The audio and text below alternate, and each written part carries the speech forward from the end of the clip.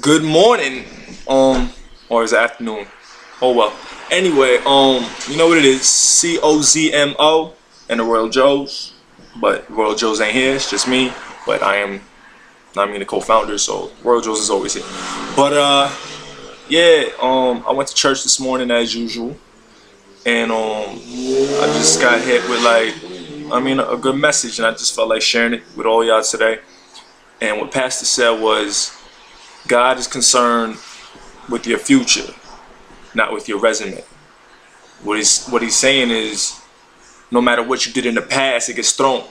I mean, in the sea of forgetful. I mean, like it's gone, like it's erased. But the devil's always in your ear to remind you about your past. So if you keep bringing up your past, it's not God, it's the devil, basically in your ear, just trying to make you feel like you can never live up to an expectation for God, like because of what you did in the past. But God doesn't care about your past. He just wants you to keep moving forward and become better. Now, I mean, I already been through a rough past. You know what I'm saying? And you could hear it in my music and everything, like the cursing, the explicitness, and yeah. But that's why I called the mixtape For Better Tomorrows, because it's a step.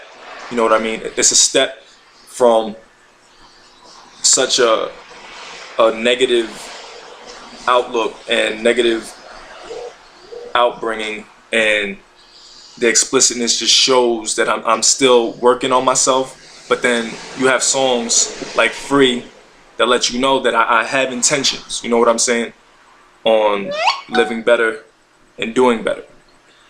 But that's why at the end of the mixtape I put Lord forgive me, because at the end, no matter what, I want God to forgive me for anything I've done in the past. The rest of that is the past. You know what I'm saying? So at the end, no matter what the future holds, just make sure at the end of that trip you go strong, and you just live for God, and you do for God, and you ask for forgiveness no matter what. Don't ever just let your past discourage you and make you feel like you're not worthy anymore. But I wanted to make this video because I feel like not a lot of people took the time to really understand the words that I was saying in Lord Forgive Me. I feel like that was that was probably the realest thing I've ever wrote in my entire life, ever. No curses or anything, too. I brought it hard without any explicitness, and I'm proud of that. But I felt like the beat and everything overwhelmed the words. So I just want to take the time and spit to you what I said in that song, the way it should have sounded, like, so you could get the clear version of it. So I said, I'm gonna go. Lord forgive me, I know I keep sinning. At least I'm not a fake Christian that won't admit it. And heaven's so distant, but feel it in an instance. All I gotta do is ask God for forgiveness. I just need a minute, a 60-second limit. And Lord, I pray you listen as you sitting right above me. Everyone's a critic, save your hate until I'm finished, cause in the Bible's written that only God can judge me. Yeah, I know I've hurt some, lessons I have learned from. We all make mistakes and I'm not a perfect person. And even if the worst comes that doesn't concern them, and though I've been a rebel child, Lord, I'm still your son. And I got a big heart, share it with the whole world. Peace and love to enemies, peace and love to old girl. Kept so many secrets, way more than I could be with. The purpose of a relationship was defeated. Whether or not y'all believe it, she too was keeping secrets. So when you're playing the same game, who's to blame for cheating? There was way too much deceiving and not enough agreeing. We only agreed on the fact that we should leave it. But on another note, move on to bigger, better things. Still a young man, far away from kids and wedding rings. Speaking of kids, he's way too young to understand. And even though it hurts, thank you God for a second chance. I just pray that his real father lends a helping hand. Help Jenny raise Jaden to be a better man. And to my niece, I love you too. Spitting image of my sis, that's incredible. This morning woke myself up, went to church today. Sat with my mom as the pastor's wife would pray. And she shared some sad news about a suicide. A 17-year-old boy who went and took his life. It's Mother's Day, made me feel weird inside. So I held my mother's hand as I watched her cry. I can't express to you what I say, forgive me. I can't express to you how that made me feel. The energy in the room felt so surreal. Just last week ran into Joe's mom. It was nice seeing her, it's been so long. We spoke a little bit about what's been going on. It made me happy to know she's still going strong. I think how it would be if Joe wasn't gone. It's crazy to see life just move along. I think about how much time I have to live here. Will I reach 30? Will I die this year? Will I be accepted by who made us? Will I go to heaven with my peers? All I know is it's time for me to wake up. The day I dreamt about is right here. Swerve.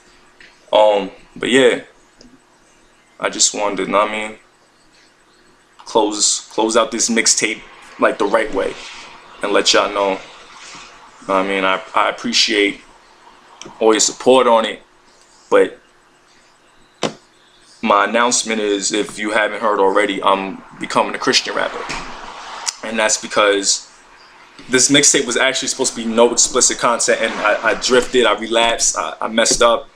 But like I said, it's called for better tomorrow. So what I did then is that step now to what I'm about to become. And I could thank Lecrae for that. I can thank Trip Lee for that, because after hearing their music, it just inspired me so much. And so yeah, like I may lose fans. You know what? It's all good. I'm not really doing this anymore to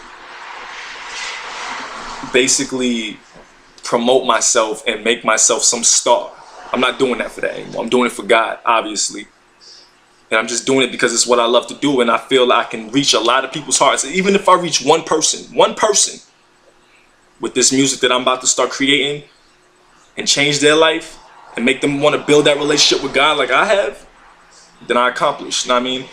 At the end of the day, this money that all these rappers make, the clothes they buy, the cars they get, the chicks they hang out with and have sex with, and whatever, the houses they live in, cars they drive, you know what I mean, these videos they shoot, the music they make, all of this world is not going to be here forever. It's going to crumble. It's going to go away.